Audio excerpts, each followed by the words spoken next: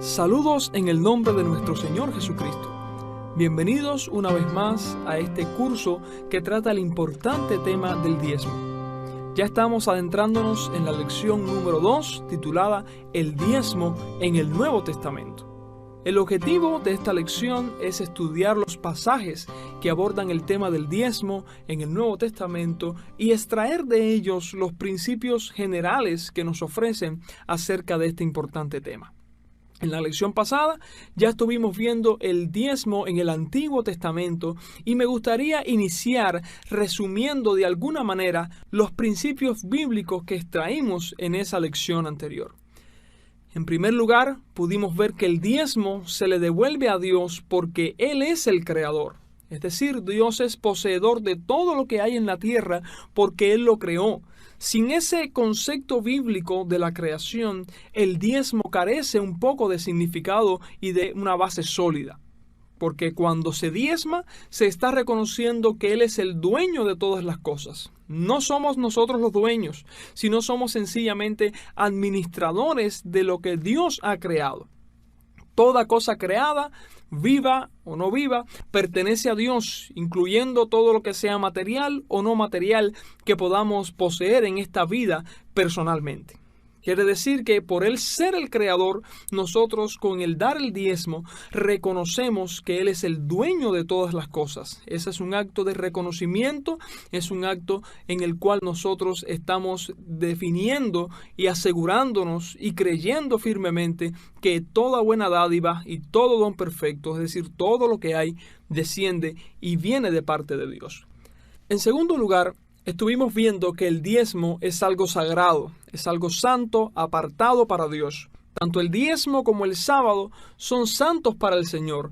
El texto hebreo utiliza las mismas palabras para referirse a la santidad de ambos, la palabra Kodesh.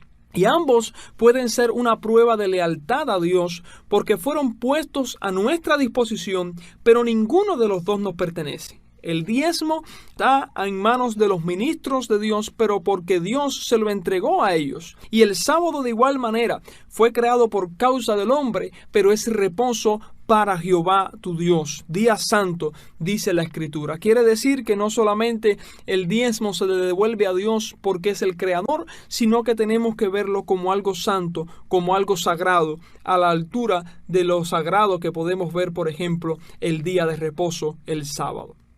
En tercer lugar, estuvimos analizando acerca del uso del diezmo y vimos cómo el diezmo le pertenece al Señor, pero Él se lo asignó a los levitas.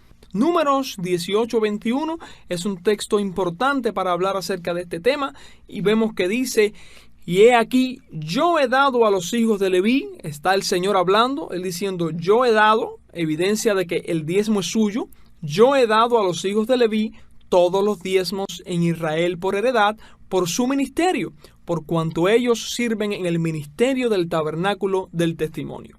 Esta decisión de Dios se basaba en el hecho de que los levitas no recibieron ninguna herencia entre los israelitas y, por consiguiente, no tenían otro medio de subsistencia. Su función era ministrar en el santuario y proteger su santidad, y el Señor les dio el diezmo entonces como compensación, como recompensa por su obra en el santuario.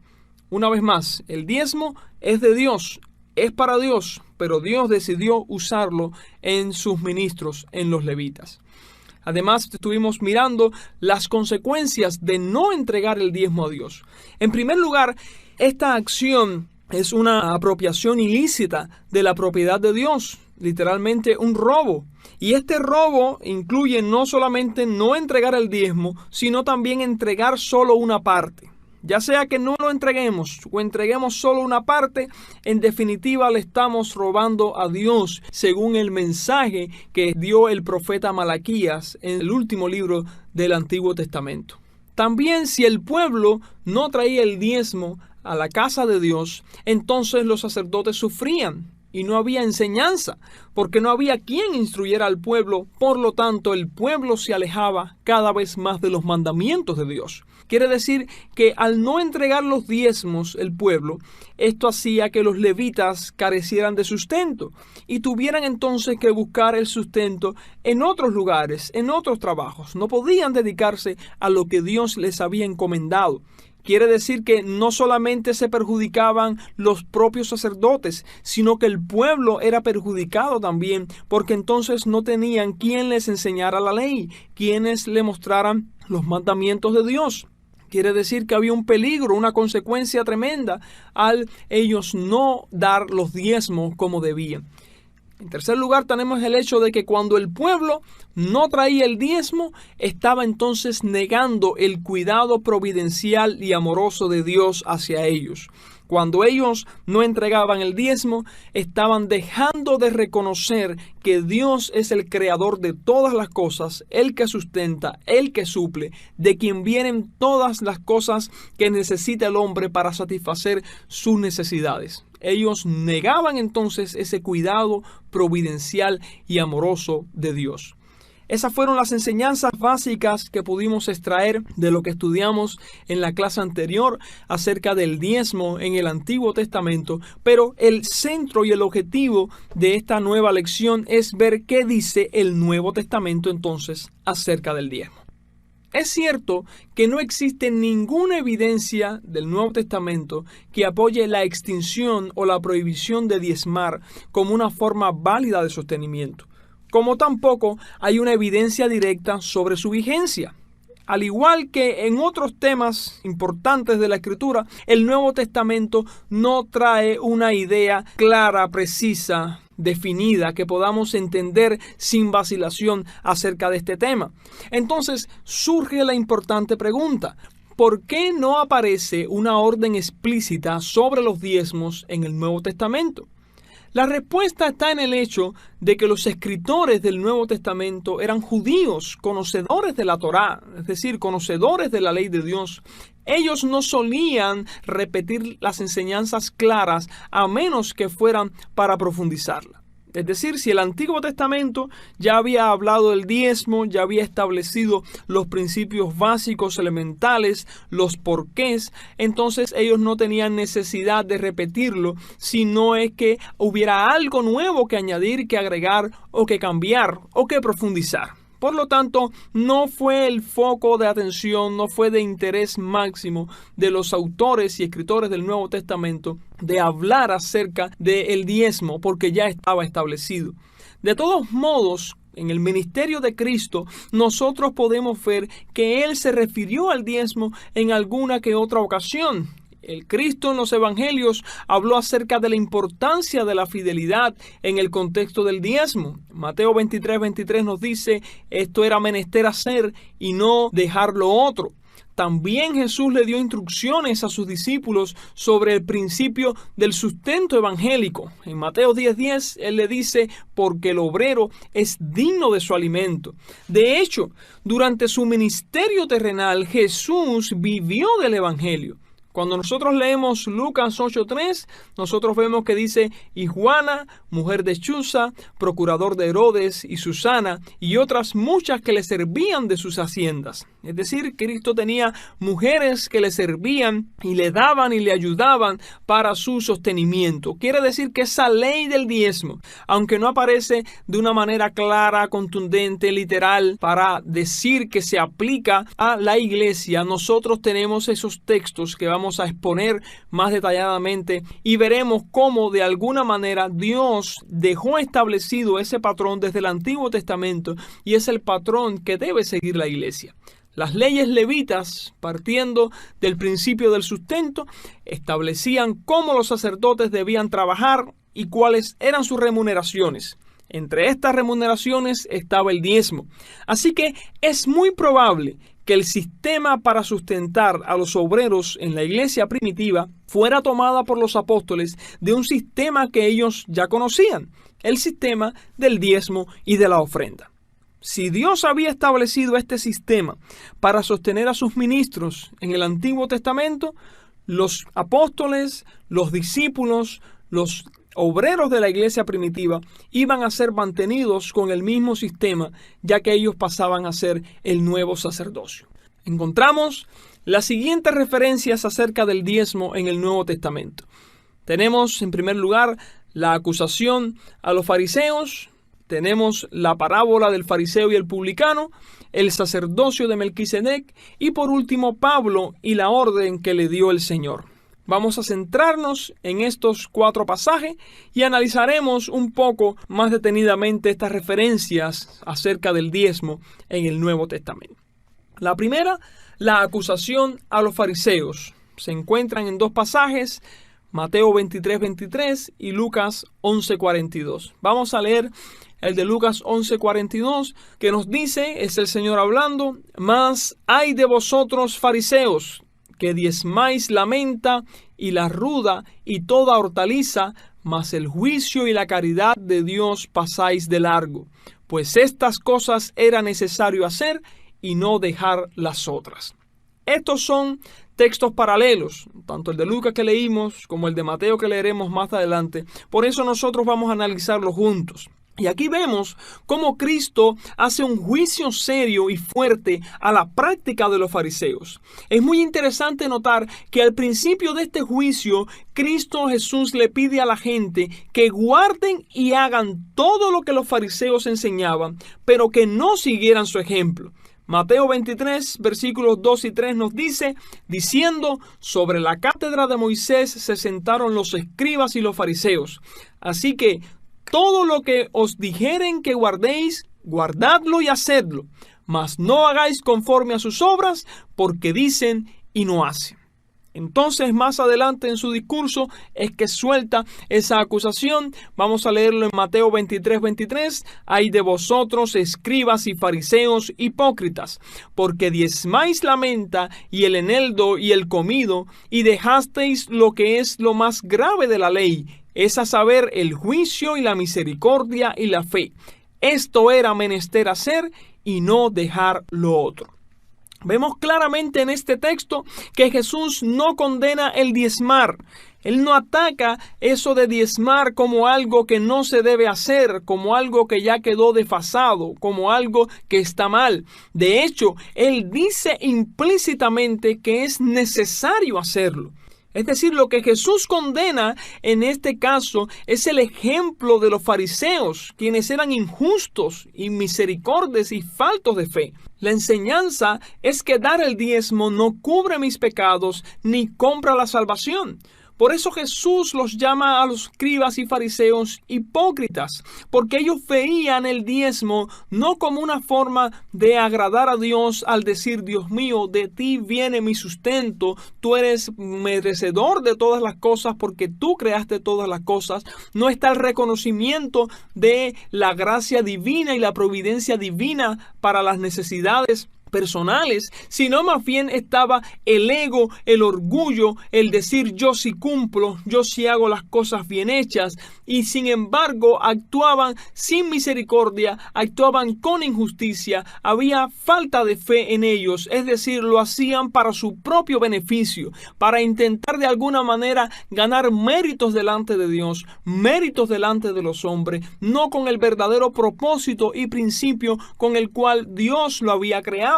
Esta gente estaba usando del diezmo de una manera inapropiada. Por lo tanto, Jesús no condena el diezmar. De hecho, repetimos, Jesús dice que era necesario hacerlo. Es necesario tener fe, es necesario actuar con misericordia, actuar con juicio, pero sin dejar de hacer lo otro. ¿Qué es lo otro en este caso? Diezmar. Una vez más, Jesús no condena el diezmar. Tenemos un segundo texto y es la parábola del fariseo y del publicano, que la encontramos en Lucas 18, versículos del 9 al 14. Dice la Escritura: «Y dijo también a unos que confiaban de sí mismos como justos y menospreciaban a los otros esta parábola. 2 hombres subieron al templo a orar, el uno fariseo, el otro publicano.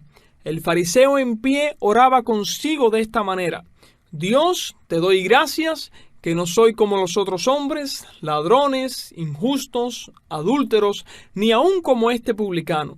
ayuno 2 veces a la semana, doy diezmos de todo lo que poseo. Mas el publicano, estando lejos, no quería ni alzar los ojos al cielo, sino que hería su pecho diciendo: Dios, sé propicio a mí, pecador. Os digo que éste descendió a su casa justificado antes que el otro, porque cualquiera que se ensalza será humillado, y el que se humilla será ensalzado. Esta parábola, como bien dice su inicio, tenía el propósito de reprender a aquellos que confiaban en sí mismos y menospreciaban a los otros. El fariseo se vanagloriaba de sus buenas obras. Él guardaba la ley, ayunaba 2 veces por semana y daba diezmos. El problema del fariseo estaba en que menosprecia al publicano que se encuentra en el templo con él. Este pasaje es un paralelo del texto que estuvimos viendo en la clase anterior de Amós 4:4, donde el Señor a través del profeta les decía al pueblo: id a Betel y prevaricad, en Gilgal aumentad la rebelión y traed de mañana vuestros sacrificios, vuestros diezmos cada 3 años. En otras palabras, era esa ironía, ese desafío que el profeta de antaño le estaba haciendo al pueblo, que de alguna manera actuaba con injusticia, actuaba sin misericordia, menospreciaba al resto, pero al otro día iba a dar sus diezmos como si nada hubiese pasado, como si Dios se agradara de esa doble vida, de esa doble visión de las cosas. Por eso el Señor en varias ocasiones llama a los fariseos hipócritas. Jesús reprende la práctica de una religión únicamente externa, que solo sirve para cubrir un espíritu contrario a la ley de Dios, donde hay orgullo, menosprecio, injusticia y la exaltación del yo. El principio de que podemos ganar la salvación por medio de nuestras obras y sacrificios es realmente el principio del paganismo y es contrario desde su mismo fundamento a la verdadera religión. Jesús no condena la práctica del diezmo, él condena su abuso. Se abusa del diezmo cuando se le utiliza para fines ilícitos, como por ejemplo obtener la salvación a través de él, o la aprobación de los demás, o el ganar méritos delante de Dios por devolverlo. Ese no es el propósito del diezmo. Y era justamente lo que hacían los fariseos en ese tiempo. Ellos diezmaban no para agradar a Dios, no para devolver a Dios lo que le pertenece en reconocimiento de que de Él vienen todas las cosas, sino para ganar méritos delante de los demás, para decir yo sí cumplo, para decir yo sí tengo, para decir Dios, si yo estoy cumpliendo contigo, tú tienes que cumplir conmigo. Era una búsqueda ilegítima de la bendición de Dios.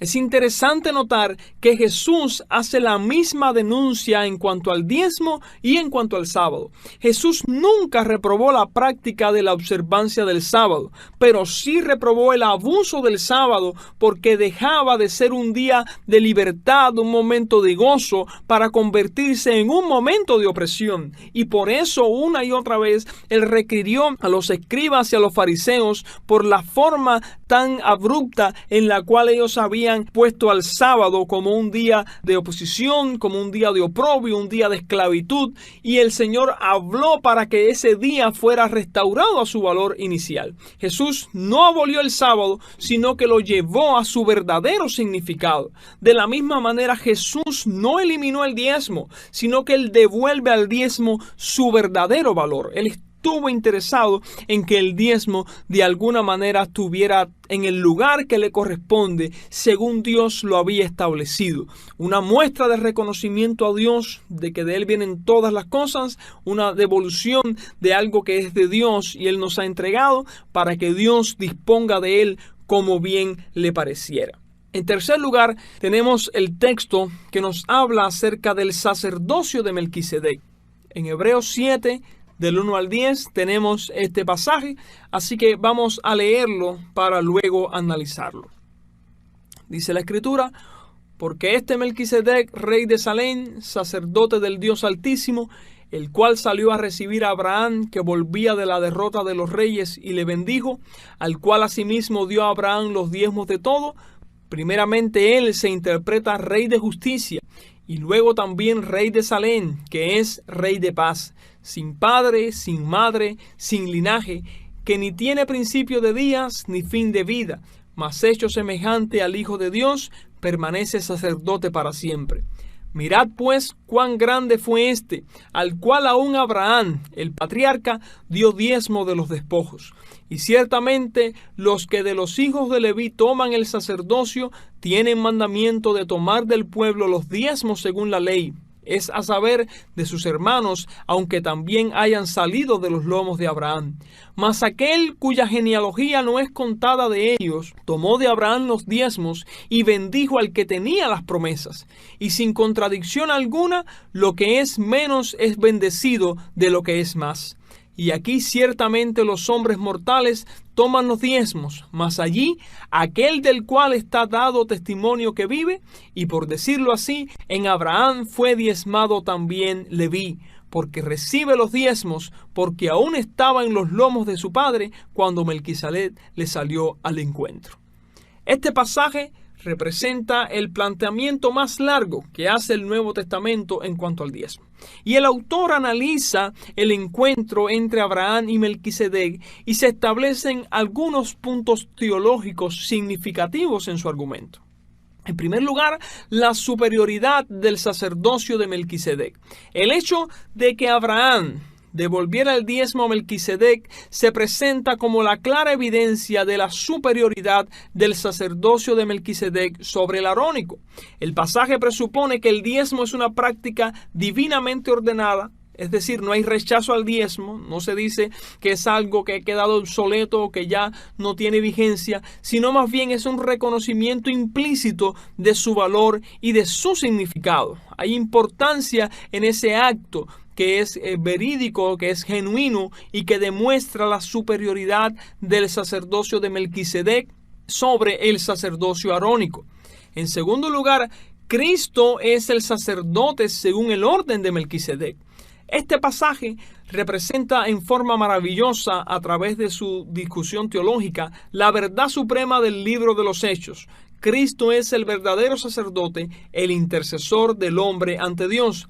Cristo es sacerdote según el orden de Melquisedec, como nos dice Hebreos 5:10, y por lo tanto su sacerdocio es mayor al de Aarón. El sacerdocio de Cristo es mayor al de Aarón, entre otras cosas, porque Aarón, a través de Abraham, entregó los diezmos a Melquisedec. Es decir, el verdadero Señor y dueño del diezmo es Cristo. Y esto confirma lo que se había enfatizado por lo menos 3 veces en Números 18, de que el diezmo se le entrega al Señor y es Dios quien decide cómo se ha de utilizar. En tercer lugar, también vemos la aceptación del señorío de Cristo. Otra verdad muy importante de este pasaje es que el diezmo tiene el significado de la aceptación del señorío de quien es el superior. El sacerdocio de Melquisedec es superior al de Aarón. ¿Por qué? Porque Aarón le dio a Melquisedec por medio de Abraham los diezmos. Y nosotros podemos aplicarlos a nuestra vida actual y a nuestro contexto y decir que Dios es superior a nosotros y Señor porque nosotros le entregamos los diezmos a Él. Diezmar no tiene el propósito de comprar protección o bendiciones, sino el de demostrar nuestra aceptación del señorío de Cristo sobre nosotros. Reconocemos que Dios es el creador de todas las cosas y reconocemos también que Cristo es nuestro Señor, es nuestro superior, es nuestro dueño, nuestro amo, y nosotros entonces le entregamos el diezmo en aceptación de su señorío, en reconocimiento de su señorío, reconocimiento de su poder. Por último, tenemos el pasaje donde Pablo nos habla acerca de la orden que recibió del Señor. Primera de Corintios 9, del 11 al 14. Dejamos este pasaje para el final porque no menciona directamente el diezmo. Pablo no mencionó el diezmo en sus epístolas, sin embargo, él trató el tema de proveer para quienes predican el Evangelio. Leemos Primera de Corintios 9, del 13 al 14, que nos dice: ¿No sabéis que los que trabajan en el santuario comen del santuario y que los que sirven al altar del altar participan? Así también ordenó el Señor a los que anuncian el Evangelio que vivan del Evangelio. Este texto es muy importante. En este texto, Pablo se refiere principalmente al sistema del diezmo en el Antiguo Testamento. Pablo establece un paralelo entre los sacerdotes y levitas y los que proclaman el Evangelio. El argumento es que a los obreros del Evangelio se les debía proveer para el sostén de la misma manera que se hacía en el sistema sacerdotal. Lo especialmente importante es que Pablo describió esto como un mandato directo del Señor a la iglesia. El apóstol le dijo a la iglesia que con relación al diezmo, de acuerdo con el Señor, no debemos hacer menos que lo que la ley judía requiere. Leamos el texto una vez más. Dice: ¿no sabéis que los que trabajan en el santuario comen del santuario y que los que sirven en el altar del altar participan?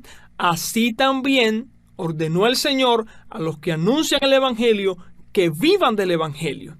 Y vamos a analizar este texto donde, según Pablo, la regulación del Antiguo Testamento contaba con el apoyo de Jesús mismo.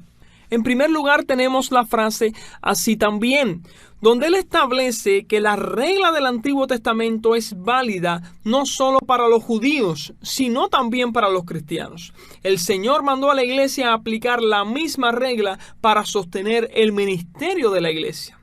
Así también es una palabra, es una frase que une ambas ideas de tal manera que se aplique en la segunda lo que en la primera se ha aplicado. De la misma manera que los sacerdotes y los que trabajaban en el santuario comían del santuario, los que servían en el altar participaban del altar. Bueno, de esa misma manera el Señor mandó a que los que anunciaran el Evangelio también vivieran del Evangelio.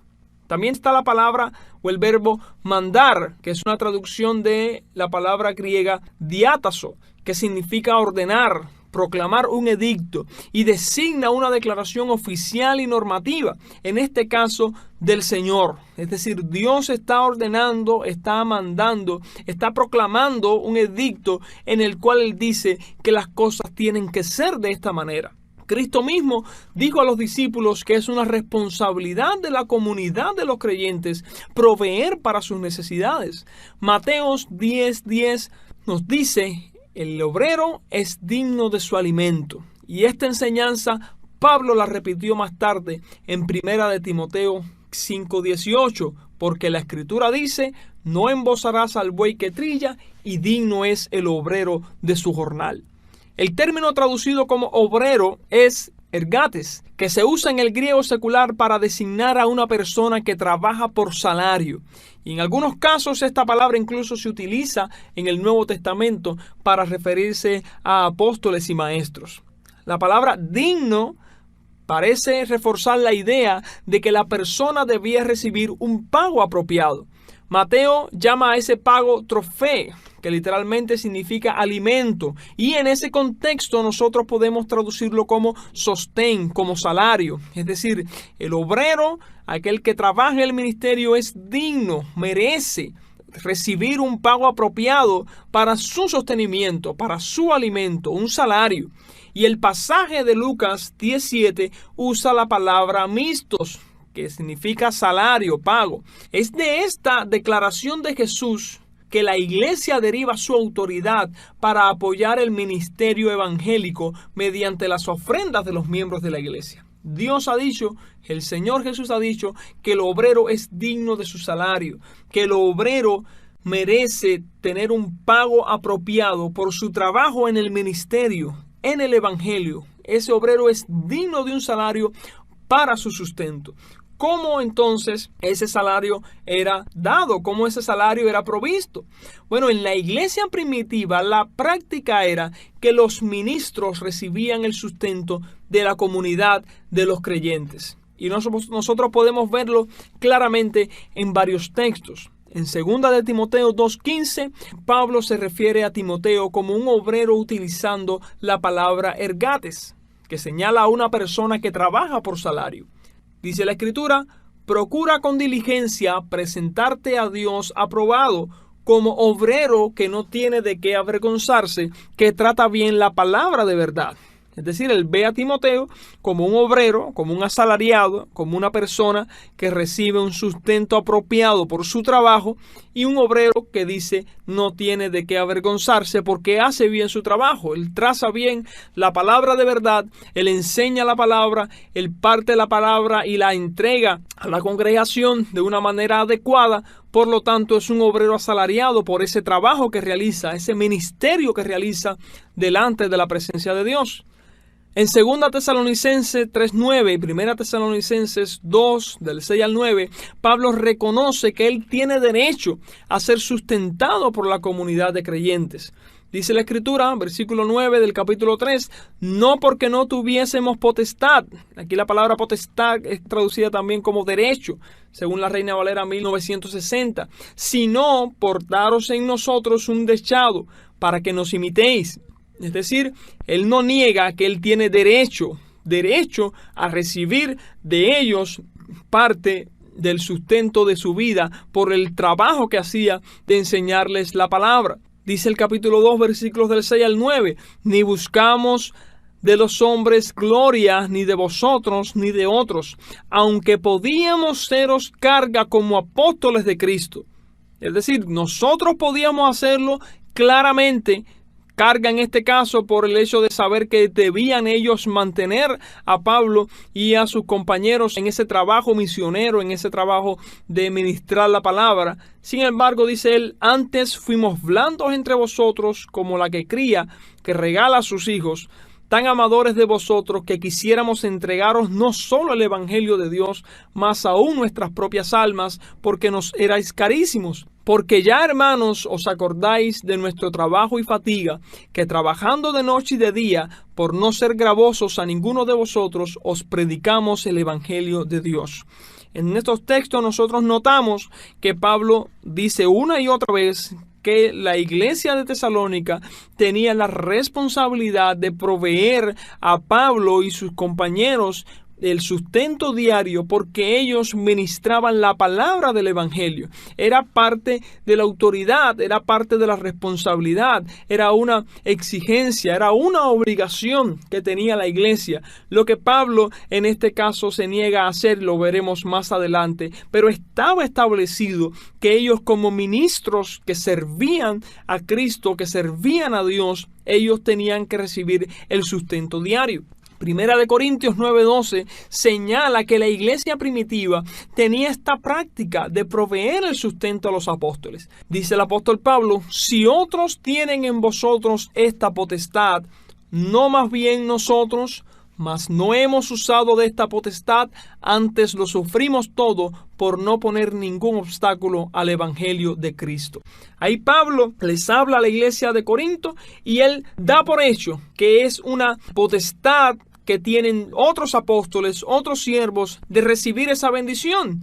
Él dice claramente, si otros tienen en vosotros esta potestad, y en el contexto nos damos cuenta que están hablando de recibir el sustento, de recibir el salario que merecen por su trabajo en el evangelio. Él dice también, no más bien nosotros, como diciendo, nosotros no tenemos ese derecho, nosotros tenemos ese derecho.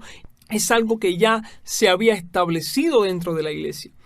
Primera de Pedro 5:2 señala que esta práctica había llegado a ser una costumbre. Nos dice la Escritura, apacentad la grey de Dios que está entre vosotros, teniendo cuidado de ella, no por fuerza, sino voluntariamente, no por ganancia deshonesta, sino de un ánimo pronto. Ahí está esa frase, no por ganancia deshonesta, refiriéndose al hecho de que había también por naturaleza una ganancia honesta, es decir, no teniendo un salario deshonesto, no por el hecho de recibir un salario, sino por el hecho de tener la oportunidad de predicar, de hablar, de tener que administrar la grey de Dios. Por otro lado, cuando nosotros vemos estos pasajes, también puede dar una idea extraña acerca de la actitud de Pablo al no recibir de parte de los que recibían la bendición del evangelio, de la predicación y la enseñanza, aquella contribución.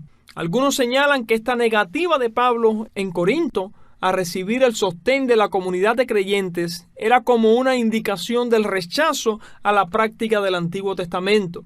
Pero en realidad Pablo estaba usando su libertad para proclamar el Evangelio sin ocasionarles gastos a los corintios a fin de proteger la integridad de su ministerio apostólico. No quería que pensasen que él era un avaro, así que se expresó en el discurso de despedida de Mileto de esta manera, como lo encontramos en Hechos 20, del 33 al 35. La plata o el oro o el vestido de nadie he codiciado. Antes vosotros sabéis que para lo que me ha sido necesario y a los que están conmigo, estas manos me han servido. En todo os he enseñado que trabajando así es necesario sobrellevar a los enfermos y tener presente las palabras del Señor Jesús, el cual dijo, más bienaventurada cosa es dar que recibir. A veces Pablo sentía que el aceptar el dinero podía convertirse en un obstáculo en la predicación del Evangelio, lo cual él da a entender probablemente que no quería dar la impresión de que se estaba aprovechando de la iglesia.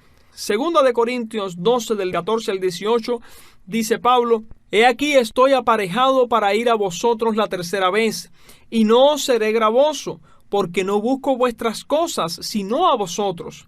Porque no han de atesorar los hijos para los padres, sino los padres para los hijos. Empero yo de muy buena gana despenderé y seré despendido por vuestras almas, aunque amándoos más, sea amado menos.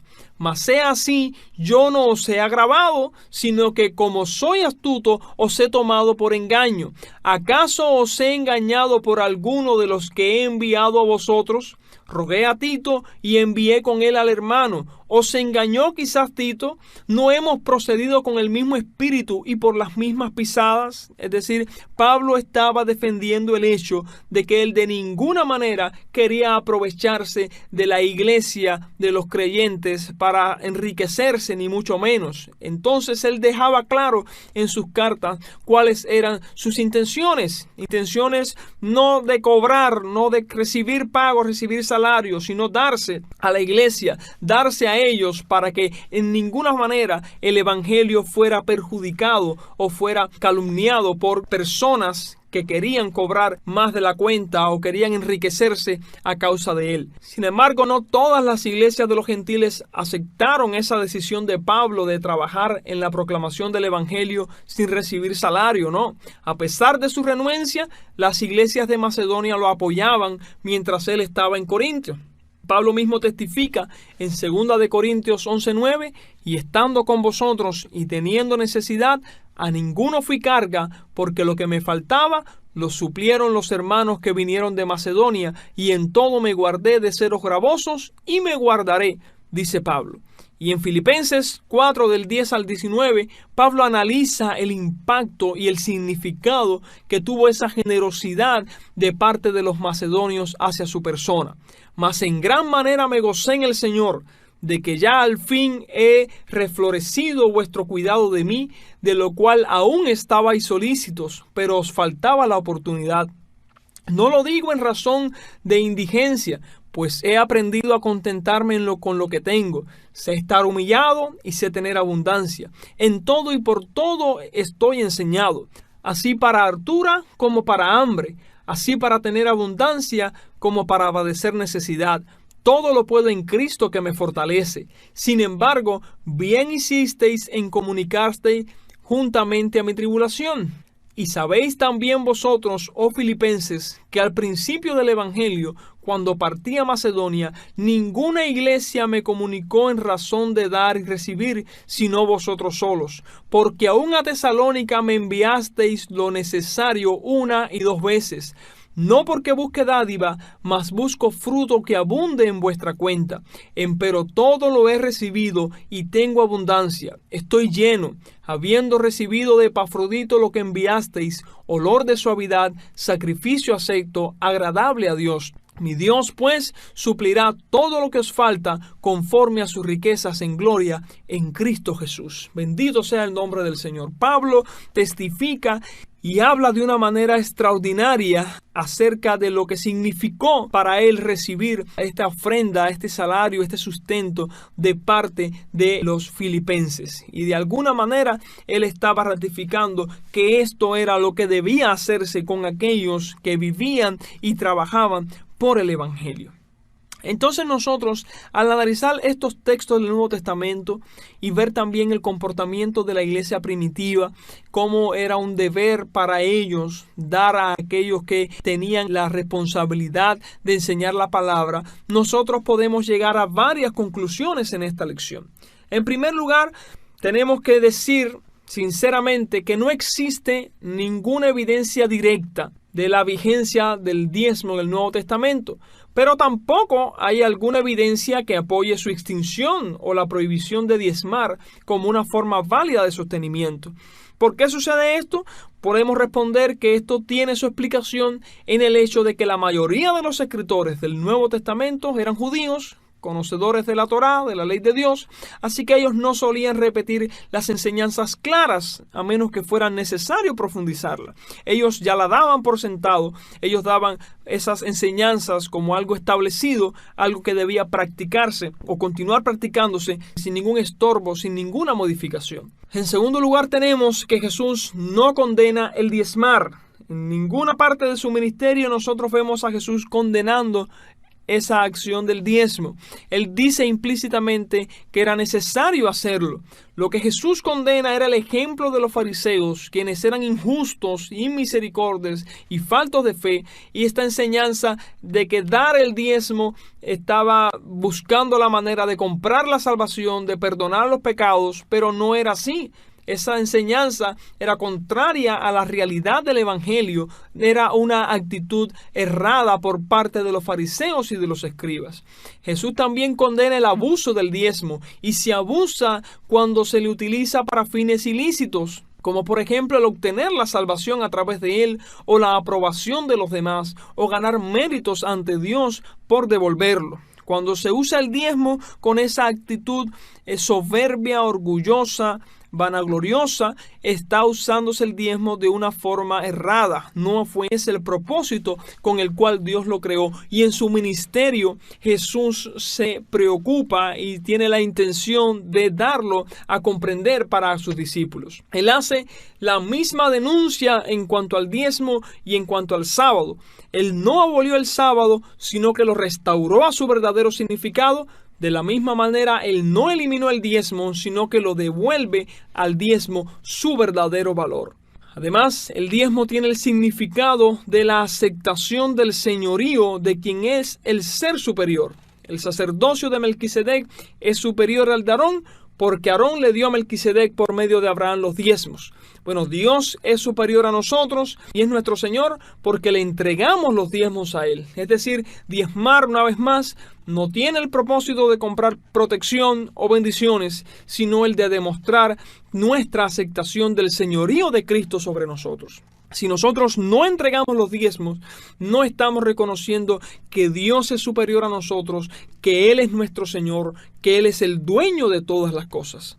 Además, aunque Pablo no mencionó el diezmo en sus epístolas, sin embargo, él trató el tema de proveer para quienes predicaran el Evangelio y establece un paralelo importante al decir en 1 Corintios 9, 13 y 14, ¿no sabéis que los que trabajan en el santuario comen del santuario y que los que sirven en el altar del altar participan? Así también ordenó al Señor que los que anuncian el Evangelio, que vivan del Evangelio. Pablo está refiriéndose principalmente a ese diezmo del Antiguo Testamento, que era la forma principal con la cual los levitas se sustentaban, y él estableció ese paralelo entre los sacerdotes levitas y los que proclaman el Evangelio, y el argumento es que a los obreros del Evangelio se les debía proveer para el sostén de la misma manera que se hacía en el sistema sacerdotal. ¿Cuál era ese sistema? El diezmo. Pablo describió esto como un mandato directo del Señor a la iglesia. Así también ordenó el Señor. El apóstol Pablo le dijo a la iglesia que con relación al diezmo, de acuerdo con el Señor, no debemos hacer menos que lo que la ley judía requiere. Es decir, aquellos siervos de Dios que en la iglesia primitiva trabajaban para que el evangelio de Cristo fuera extendiéndose por todo el mundo, debían ser mantenidos, sostenidos, debían recibir un salario de parte de aquellos que eran beneficiados por la palabra. Una vez más, se daba el diezmo a Dios y Dios lo había dedicado para aquellos que ministraban en su presencia. De esta forma, hemos llegado al final de esta segunda lección y espero que hayamos podido entender de manera general todos esos principios que podemos extraer de lo que el Nuevo Testamento nos enseña. Un Nuevo Testamento en el cual claramente podemos ver cómo es el sistema que aplica la iglesia para seguir manteniendo a aquellos que ministran en la presencia de Dios. Pablo lo ratificó, la iglesia primitiva lo practicó y entonces nosotros debemos, como continuidad de esa iglesia que el Señor fundó en su venida, continuar con ese método. Es lo correcto delante de Dios, porque el diezmo es sagrado para el Señor y el Señor ha decidido invertirlo, utilizarlo en aquellos que ministran en su presencia. Dios les continúe bendiciendo, el Señor reciba la gloria y la honra.